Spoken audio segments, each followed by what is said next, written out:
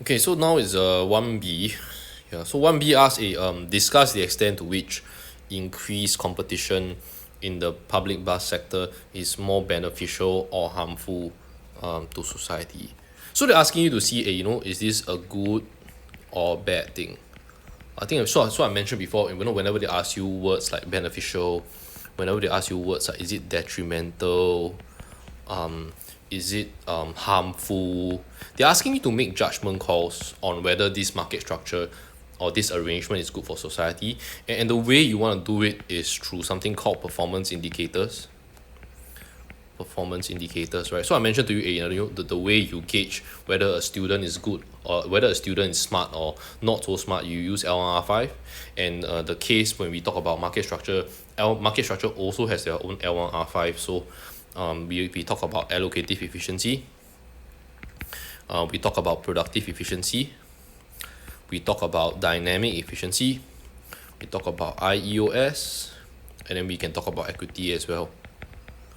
Okay, so these are the performance indicators you want to pick to decide whether it's beneficial, whether increased competition is beneficial or harmful to society. Okay, so R1 would be to say that, hey, look how beneficial it is. And R2 would be saying like, hey, maybe not, maybe it's not that beneficial, right? Yeah, and then you use various performance indicators to judge whether it's beneficial or not. Yeah. Okay, so we'll go to R1 first. How is increased competition beneficial? The first one I really encourage you to write is you got to write allocative efficiency. And the reason why is because there's so much rigor and diagrammatic analysis you can bring in when you talk about allocative efficiency. Yeah. Okay, so very quickly, what exactly is allocative efficiency? It's if you remember this diagram, when you have a firm that is profit maximizing, they produce a QM, but you're supposed to produce a Q star, and then so you have this pizza slice of deadweight loss that happens for allocative efficiency. But then when you increase competition, actually the size of this pizza slice starts to shrink, right? So that's actually what happens. Okay, so we're going to draw it very, very thoroughly for you to see. Okay, step by step how to illustrate this properly. Okay, so initially, so I'm going to draw it really big. Yeah, for R1, initially, you start off like this, where there's not a lot of competition, and one single firm has just very, very huge demand. So DD equals, let me just put AR, simplify it. AR, and this is MR, and then this is MC. Right, so the firm profit maximizers, they produce at QM, and they charge a price of PM. However, the socially optimal outcome requires you to produce where P equals to MC. So that's here, right? This is where P equals to MC. This is the sweet spot where you want to be. But the firm doesn't care. The firm profit maximizes. That's why he produces at QM. So you're supposed to produce at the sweet spot Q star, right? So failure to do so means there's underproduction. And underproduction means there's a deadweight loss of area, A, B, C, like that. Yeah. So just a couple of points here. So maybe R1, you can say that initially, public bus sector is an oligopoly. The firm has market power, and the firm will profit max and produce where MC equals to MR. But the social optimal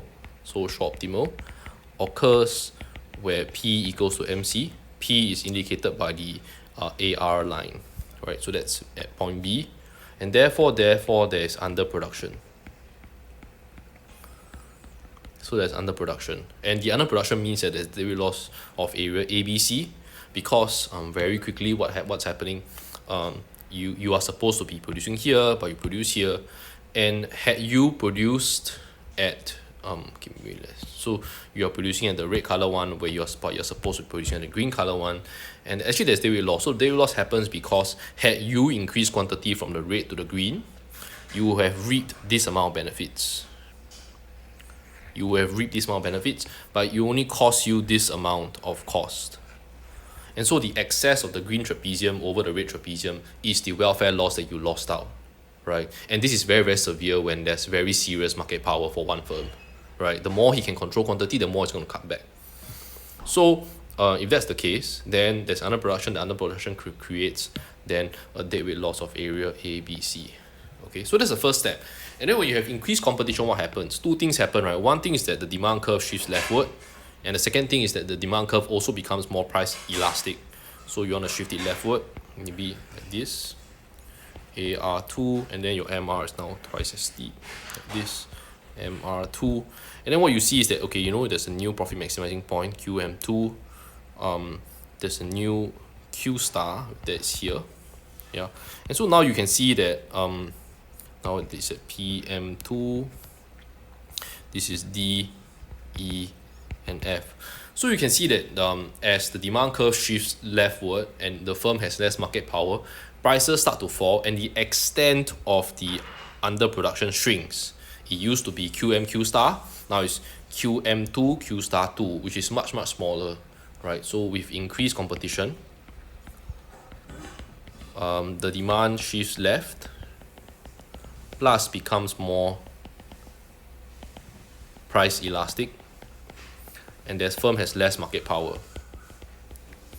And the firm has less market power, there is a smaller degree of underproduction. If there's a smaller degree of underproduction, then the deadweight loss shrinks from A, B, C to a smaller area D, E, F.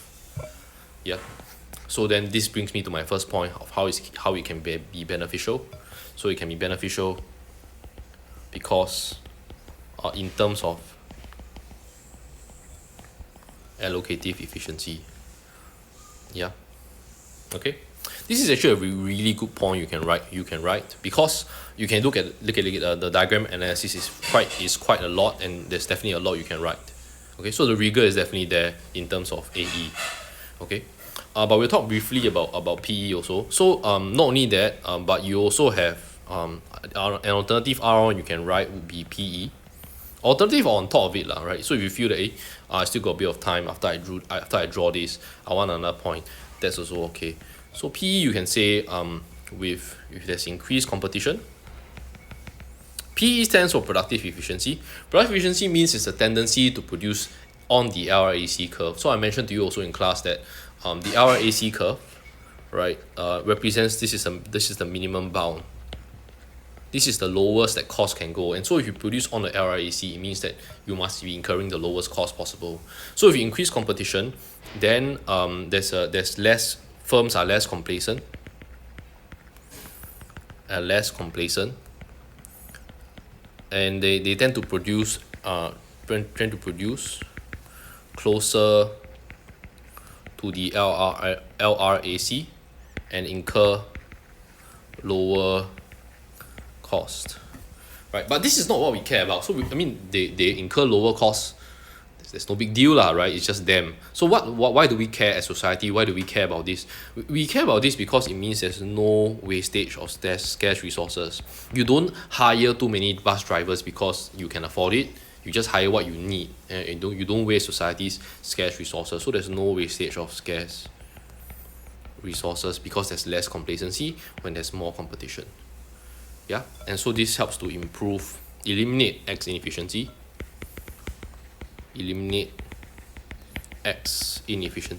X inefficiency is just another nice term to describe productive inefficiency. And then this means there's improvement in productive efficiency.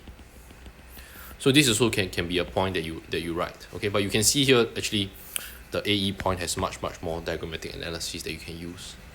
Okay, so this is part 1 of 1B.